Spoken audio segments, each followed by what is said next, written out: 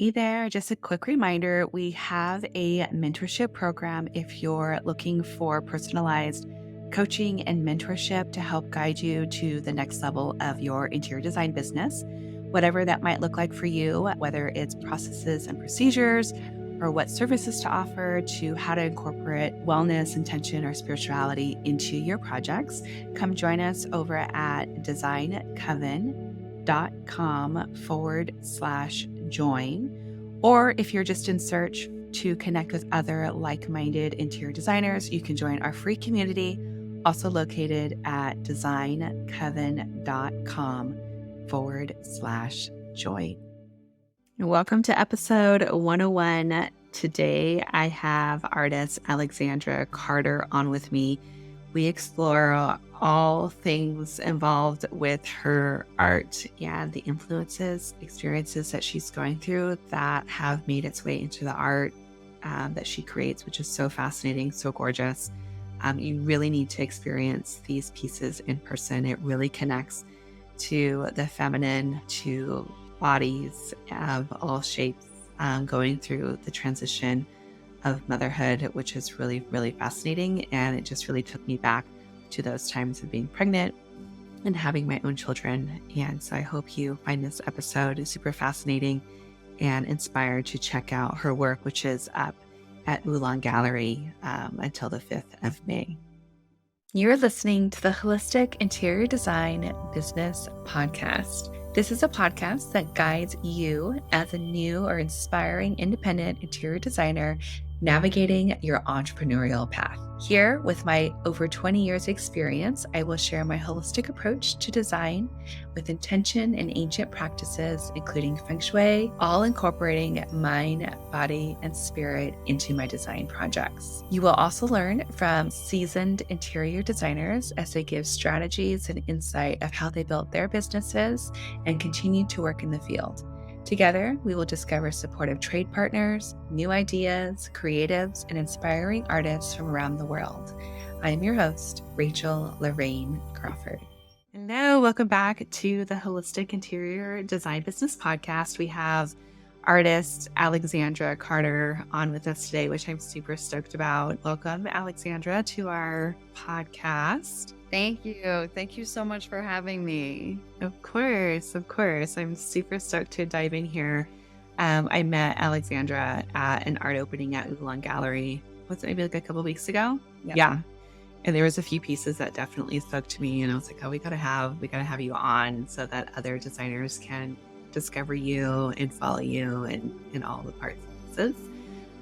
So before we get started, I'm going to go ahead and open up our space. I like to be intentional about creating space for connection and creativity. And one of my favorite elements is fire and creating a ritual around lighting a candle. So I'm just lighting our candle for that connection that we'll have today.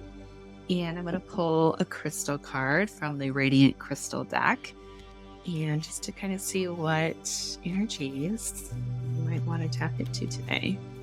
And it could just be an energy for the day. It could be a moment. It could be around the talk. It's kind of just a intuitive tap in. And we've got Angel Aura Quartz. And this is communication, meditation, and healing. I don't know if you've seen this crystal in person, but it's heat treated. I think it's with titanium or some other element. And so it has like this crystal or this iridescent sort of element to it. So it's very sort of one of those magical sort of crystals that you might think of as a little kid treasuring these things. And this is connected to the heart chakra. And the affirmation here is, through releasing what no longer serves me, I find healing. Oh yeah. So beautiful. So yeah, a lot of release here, which is really, really cool. I know I have a tendency to just like dig my heels in and try to make things work. But it's like sometimes you need to just let it go and unravel and undo it on its own and kind of surrender to it. And a lot of your work has sort of that element, and we'll definitely talk into it about the motherhood thing, but that just reminded me of that surrender that we have to go under. Absolutely.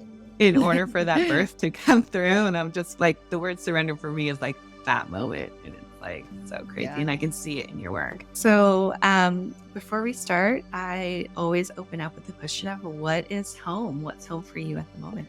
Yeah, so home for me right now, and has been for like a little over 2 years, is here in San Diego in Rancho Penasquitos. And that's where my studio is. So I'm in my studio right now. It's a 3-car garage that we converted into a studio, and this really feels like home for me. This is like the best part of us moving. We were in LA before, and yeah, coming down here, we were able to get some more space, and just my studio like space opened up so much. And since moving down, I moved down when I was pregnant, so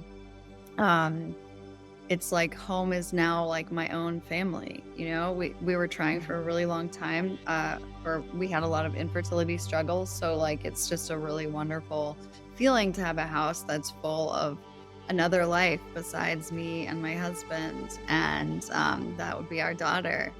And then also when we bought the place, we like my mom was kind of like signed on to build a house in the back for her to live in just during the colder months of the year, because she normally lives in Maine. Okay. So she's here during the colder months. She just left recently to go back to Maine, but so it's really, really nice that we have like this sense of home here in our neighborhood with like me and my husband and Sherby, our daughter, and then also my mother is here a lot of the time. So it's really nice. That's amazing. I love that you made space for her and she gets to be part of all the things that's happening in your life. That's so cool. I know you mentioned that you just moved to San Diego about a year ago. Can you share with us, and you spoke a little bit about Maine, can you share with us how that transition happened, or how you even got into the art world in general, and how that's influenced your work now? Yeah, I mean, yeah, and it's all like related to like my original home too, actually. So I grew up in Massachusetts, South Shore, Massachusetts, near Cape Cod, on a cranberry farm. So my father was a cranberry farmer, and I think that a lot of that is what influenced me to get into to do whatever I wanted, basically, to be an artist. My mother was also a creator. She had like her own business making like custom painted tiles, and then like she did some other things. She's always been more on the like craft side of creativity, but always like she had this drive towards making. And then my father was always in this very intense world of, it was a lot of mechanical engineering actually that cranberry farming requires, and that's what his background was in. But it's still like a very creative like activity, and so being steeped in this world of like cultivation, and also having my mother like always exposing me to different making practices was definitely like the reason why I started painting at a very young age. And then I think because my parents were kind of quirky in this sense, like that's why they didn't, hold any bars up to me pursuing that. And they were so open to supporting me in doing that.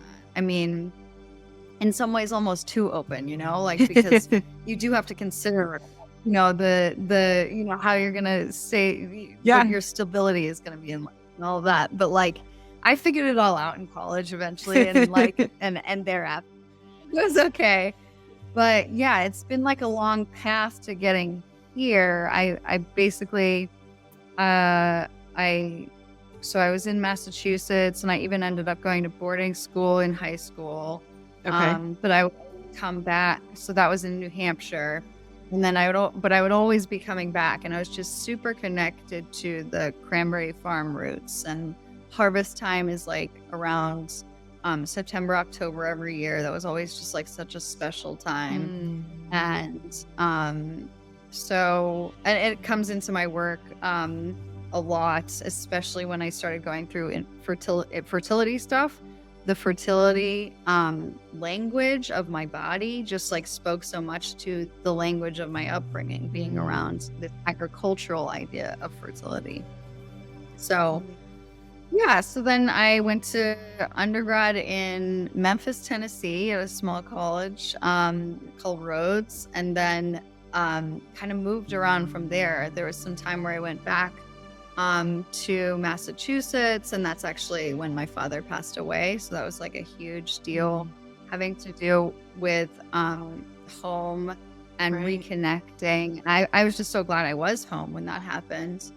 And then I spent some time in Baltimore, and then on a whim I moved to LA, and that's when I met my husband, and we both moved to London so that I could do my master's there at Goldsmiths, and so we stayed in Europe around 4 years. And then came back here to Southern California because that was just the best place for both of us. His connections were here, and the art world is so wonderful here. And then eventually his job moved him down from LA to San Diego. And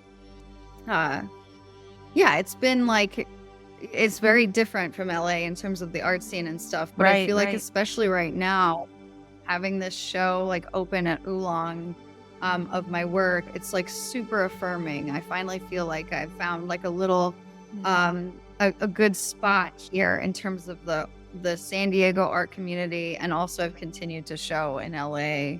So I feel good about where we are, and I feel more settled than I ever have in my life. Oh my gosh, that's amazing. I love that you feel settled and grounded, and that you have created some roots here, even though you've just recently moved. That's pretty significant. And to have this beautiful studio there where you get to explore your work in so many different ways. Yeah, exactly.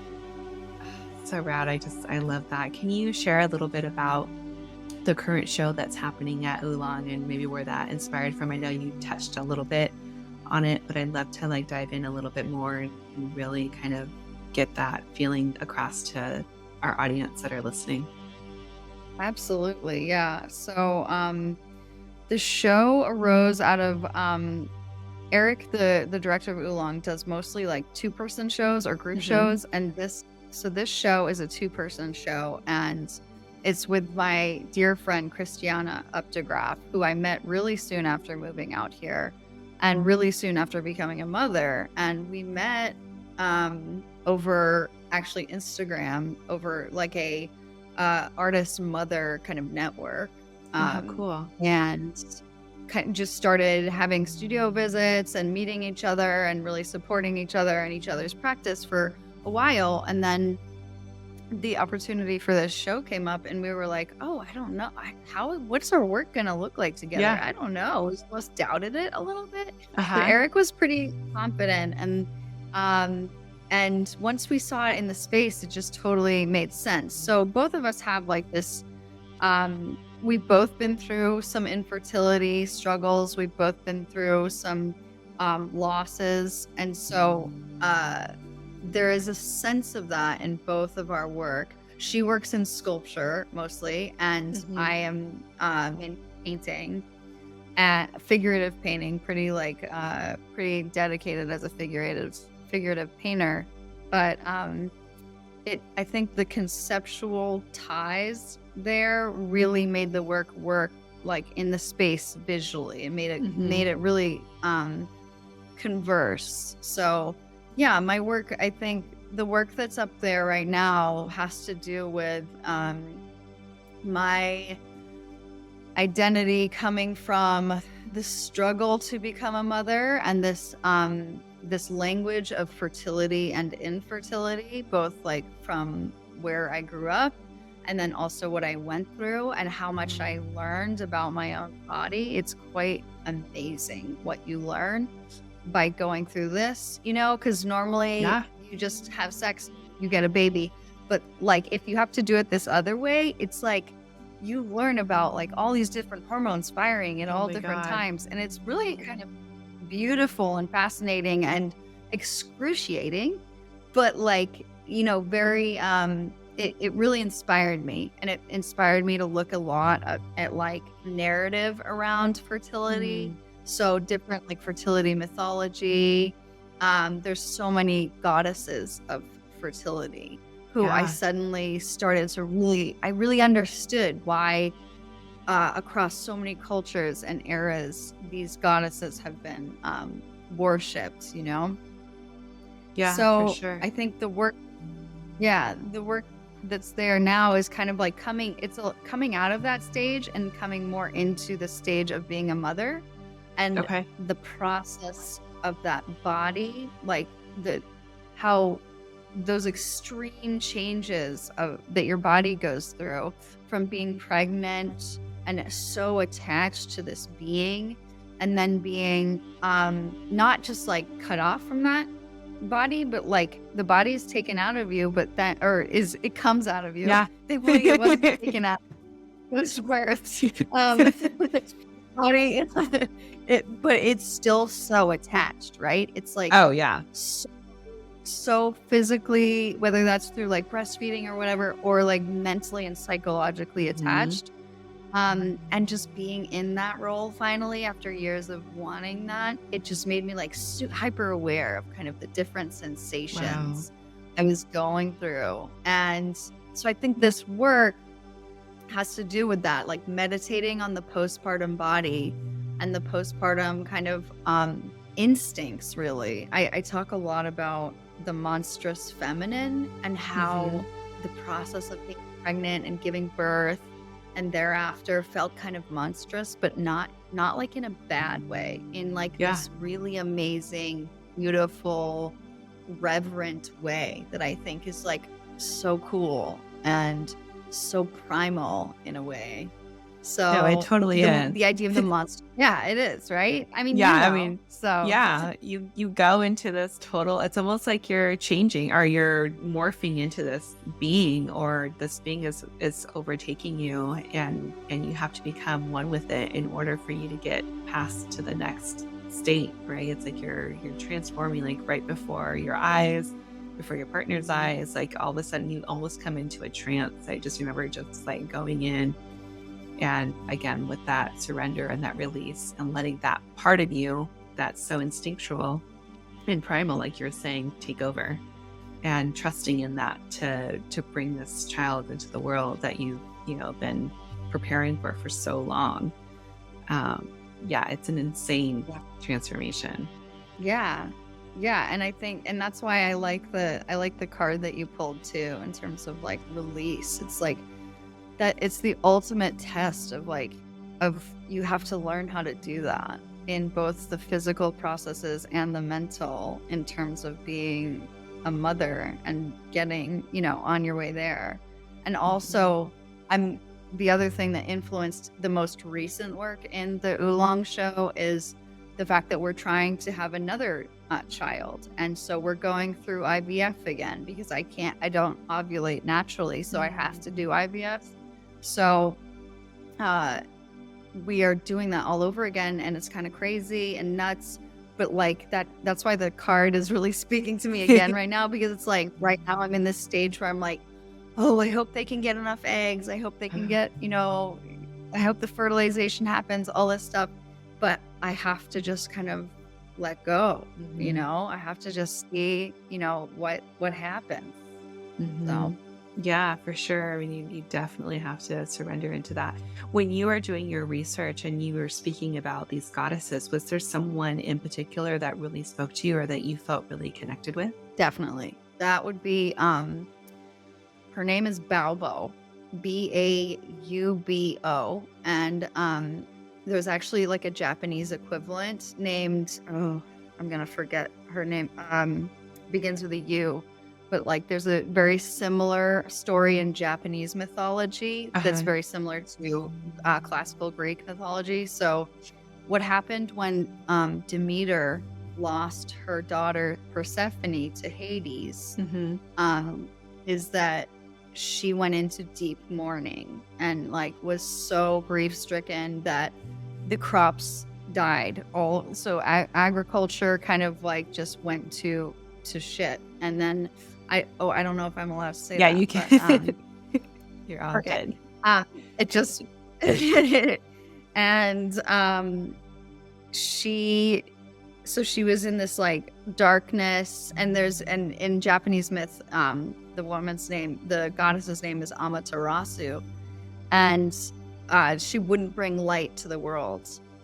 And so Baubo came along and like did this funny dance, and she's like referred to as the deity of sacred belly laughs, or the deity of like mirth and humor and liveliness, and just this. So she kind of arose Demeter from this grief-stricken slumber and brought back. So Demeter started like laughing and coming back to life, and brought back the crops and brought kind of bounty back to the world, and all because of this lightness that Baubo brought into the world. And so when I learned about this deity, it just like it filled me with so much joy, especially the fact that the way she's depicted is amazing too, because she's described as having her vulva is a mouth, and her nipples are eyes. Oh my goodness. Yeah. So very, very interesting visual. So she's like my favorite. Absolutely. And have you used her in influence into some of your work, or are there some pieces that have some aspect of her? Yeah, for sure. In like 2019, when I was going through like the depths of my infertility processes, I did a bunch of paintings that had this like kind of face in the vulva, and like kind of referring to her. And then I've done a few paintings that specifically refer to sculptures of her from antiquity. There are a lot of like old terracotta sculptures of her where she's basically just like a face on top of legs. Oh my gosh. And then she has a crown of acorns.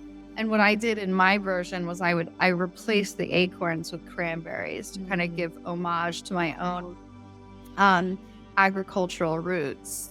So yeah, she's definitely come in and out. And then also I've been influenced a lot by burlesque and burlesque performers. Oh, amazing. I think of Baubo as like this kind of ancient burlesque performer in a way. She's a way of like bringing lightness to the world, like humor through her body, through this like ostentatious display of the feminine body, So I love likening it to that.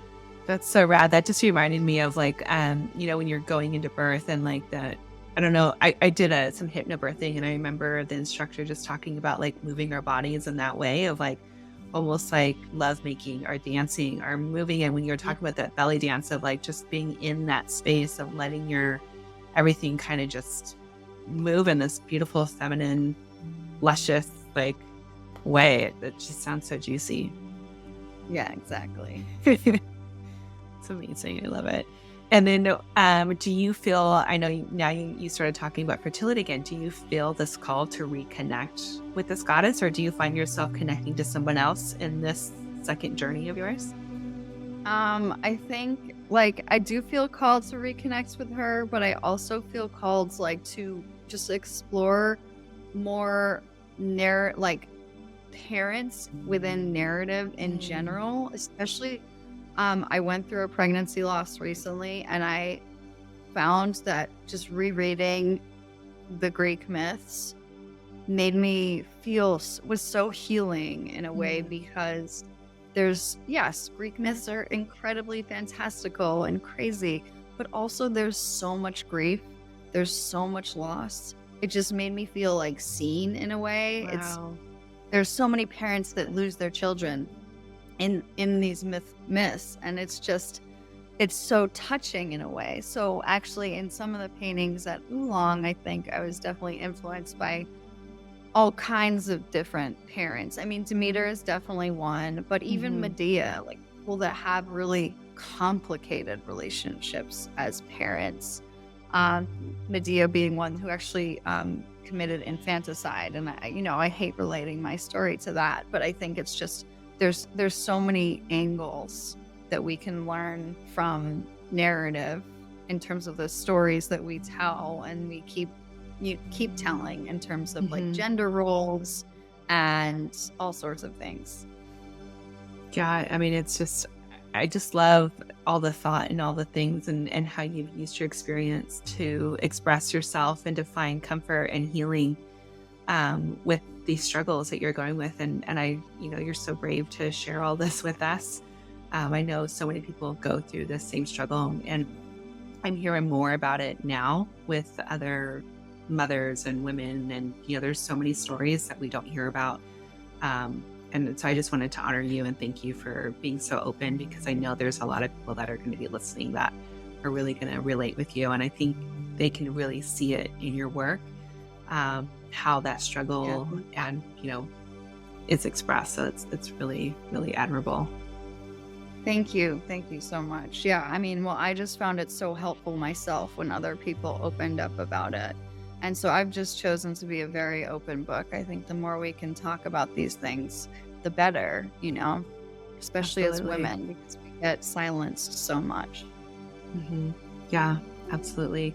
Are you working on a body of work that's different from what's happening at Oolong, or are you continuing this evolution, or how's your work translating right now or coming out? It's definitely like kind of a continuation of the most recent 2 paintings in the Oolong show. So there's 2 paintings, one of which is very much like a riff of a mother and child painting, but it's like she's becoming either engulfed in the natural world around her, or she's like kind of emerging from it. You can't really tell whether it's like a birth or a loss that's going on. And I'm kind of thinking about imagery like that, and playing around with my different like births and losses, and also like looking at narrative and looking at imagery that speaks to some kind of connection to a more universal theme, like whether that's the earth itself. Like I love connecting the body to what's underneath our feet, and or if it's just connecting it to different like folklore, fairy tales, or like even one of the recent paintings I did use a piece or an image from a burlesque poster like in the painting. Oh my gosh. So there's like these different ways of like different visual languages that I'm using. Like I refer to art history a lot. I look at art history, and I literally reference it. Like a lot of the time, some of my figures are referenced from art historical paintings of women from mythology, or they're referenced from other more contemporary sources like burlesque. And I also use my own body a lot. So a lot of the time I'll just like make like a small performance in my studio for the camera, and those kind of acting out or even kind of dancing a certain idea or something. Oh my gosh. And so those often are like origins for new paintings, is like the images that I get from that. I think performance has like always been a huge part of my work in that sense. But yeah, I'm looking at this drawing I just made. It's an underdrawing for a painting, and it's kind of like a maternity couples picture. Well, it was taken from kind of like a picture that I took of me and my husband when I was pregnant, but I've transformed the pregnant belly into a Medusa, like a Gorgon's face. Wow. So I have no idea if it's like gonna pan out that way. Right. Paintings definitely change a lot as I make them, but that's one of the newer pieces. Yeah, that's amazing. Oh my gosh, so cool. And I'm looking at the one behind you with the feathers, and that looks like it's inspired by that burlesque sort of idea. Is that? Yes. Yeah, absolutely. I did a residency in Las Vegas with a foundation called the Rogers Foundation, and the they really wanted me to interact with like the local community in some way. And so the way that I did that was I pulled burlesque into my work even more, and I collaborated with some burlesque performers there, and I did a lot of research going to see a lot of burlesque shows, and it was really amazing because it's like this really it's this like counterculture thing that women, it's so dominated by women in the audience and as performers, and it's just this other way of presenting the body in this incredibly sexualized, incredibly ostentatious way, but as in this very subversive way. And so I was looking a lot at like burlesque performers that had experience as mothers or that had ever performed while pregnant. And so I got to interview some performers who shared their stories. Like even at the opening of my exhibition there, I hired a burlesque performer who did a whole act about Mother Mary, and she came out in this like blue gown with roses all around her head. Eventually the rose petals went everywhere, and she even like lactated at the end. Like she had these, no. Kind of let go of like this milk stuff that looked like milk. So it was like amazing. It was exactly so rad. Yeah. Oh, I would have loved to have watched that. That's amazing. I love how you got to interact and do so much physically with these people and their bodies and your work, and like how special of an experience that must have been. Yeah, for sure. Oh my gosh. I don't even know how to follow up on that. I'm like, I want to go to a show. I know. It's something I want to do again at some point. Is like, and it's really fun to involve performance more with how I present my work. I've had like singers and dancers like dance in the space around my paintings.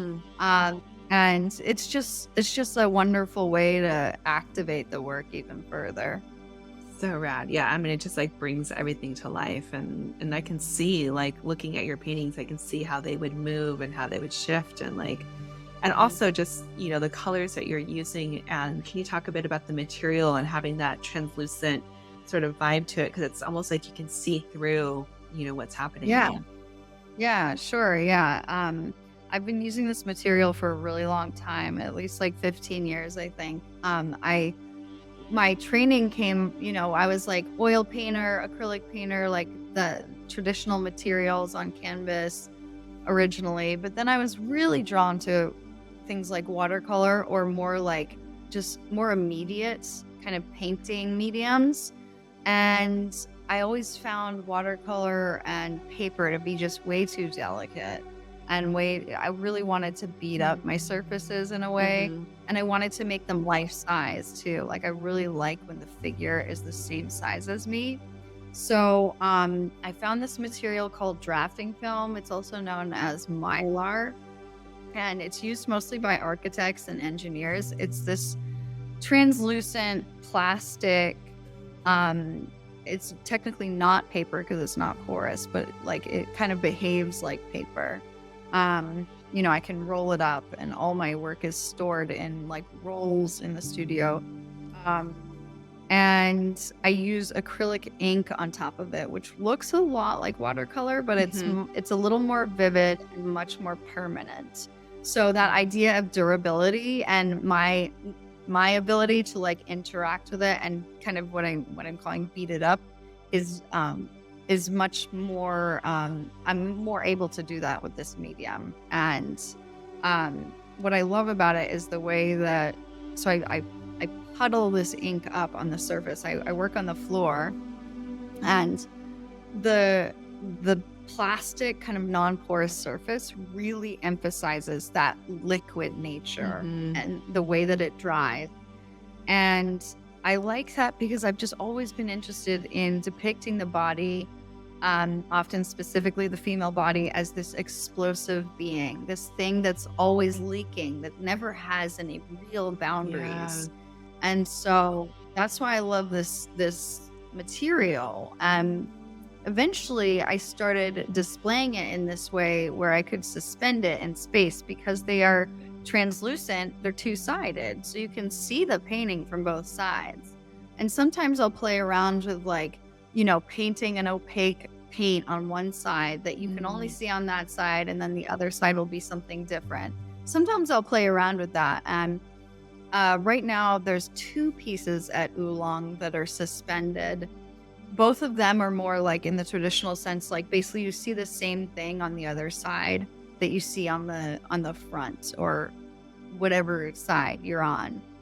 And but I just love playing with that and making it very interactive with the audience that way. That way it's like it's actually taking up space, you know? Yeah.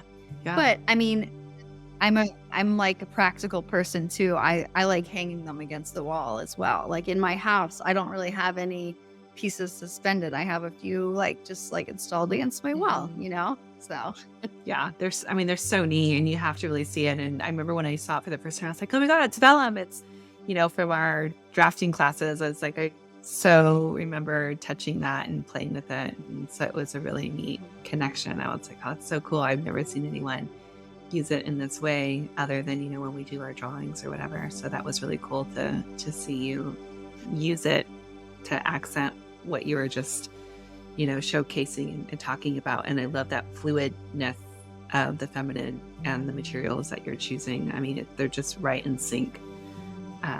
Textile and everything about it. It's just so cool. Yeah, I love being able to talk to someone like you that actually knows what the material is, or you've actually like touched it before, because I think a lot of people see it and they think it's so delicate. They think it's like tracing paper, which it is not. As you know, it's like, it's plastic. You cannot rip it. You know, it's strong stuff. Yeah. It's so cool. I can even see you like lighting the back of it or you know, putting something in that realm, and just having it change. It's so neat.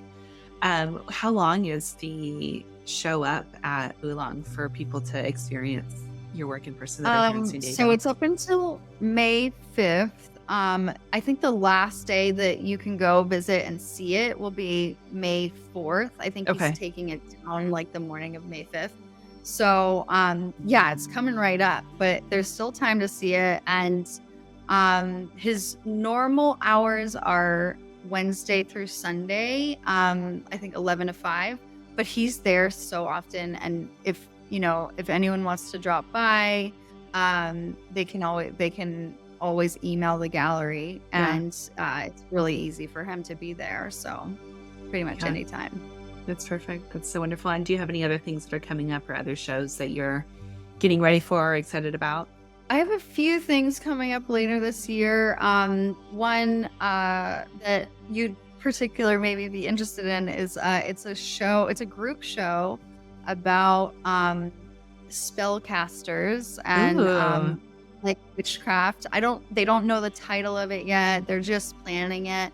I'm really excited about that though, because that's always been like an undercurrent in my work, is these kind of like alternative practices of like witchcraft and the history of that, but also like this idea of magic, especially going through IVF. I've always like thought of it as like this magical process, especially having so many like practitioners working on me, like, you know, acupuncturists, like meditation, and then my reproductive endocrinologist who's like having me take all these different supplements. I've always felt like it's a kind of like witchcraft and magic. And it's all women too that I've worked with, which is cool. Like my reproductive endocrinologist is a woman, and my acupuncturist and all this stuff.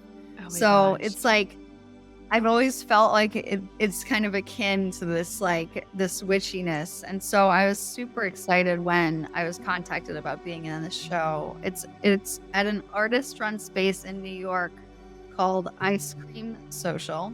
Oh my gosh. So yeah, I'll definitely like share details about that once I know more. That would be amazing. I would love that. So rad.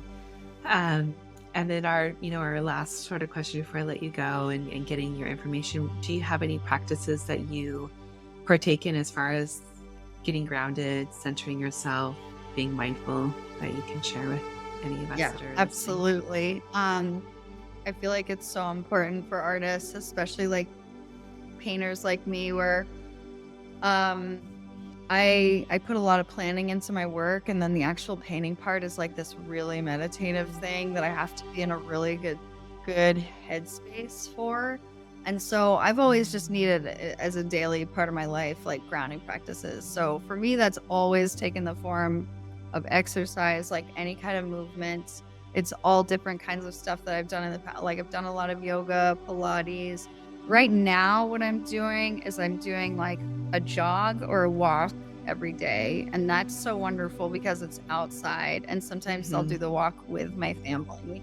So with my husband and my daughter. And that's just, it's so wonderful because it's like just a break from whatever grind we both have going on in our day, and we just take it outside. And I think it's just so important to have like outdoor time every day for me. And then like other things that I do, I mean, I've definitely like gone in and out of like structured meditation. There have been years where I do it a lot and then years where I don't do it as much. Right now, I do it a little bit for IVF. Like I have a specific app for IVF that like has these meditations that are just so perfect because they're garnered to like what's going on in my ovaries and stuff. And it helps. It you think about it and like meditate on it. And I think it's like such a beautiful thing. But I just came from an appointment with my acupuncturist, and I have to give a shout out to Aphrodite Fertility. That's it's Emily Marson, and she's just amazing. She's both like an acupuncturist and a fertility coach. Wow. And when I go there, I come out of there feeling amazing. Just like this whole new person. Like I just had like 12 hours of sleep or something. Like I just like I feel like I am like my feet are on the floor. I am like, but yet I'm floating. You know what I mean? So rad. Yeah, we'll definitely have to get their information and share it with everyone. That's so beautiful. And so how can everyone find you? Where do we follow you? How do we get in touch with you? Yeah, I'm pretty active on Instagram, and my handle is Alexandra Carter Studio. And my website, which has like kind of a more structured portfolio in it, is alexandra-carter.com. And like all my contact details are in there too. But yeah, definitely Instagram. Trying to think if there's anything else. I don't think so. That's amazing. Well, thank you so much for sharing your story, your work, all the things. I love hearing about all the behind the scenes and the influences that make up your work. Super rad. Thank you. Thank you so much for having me on here. Of course.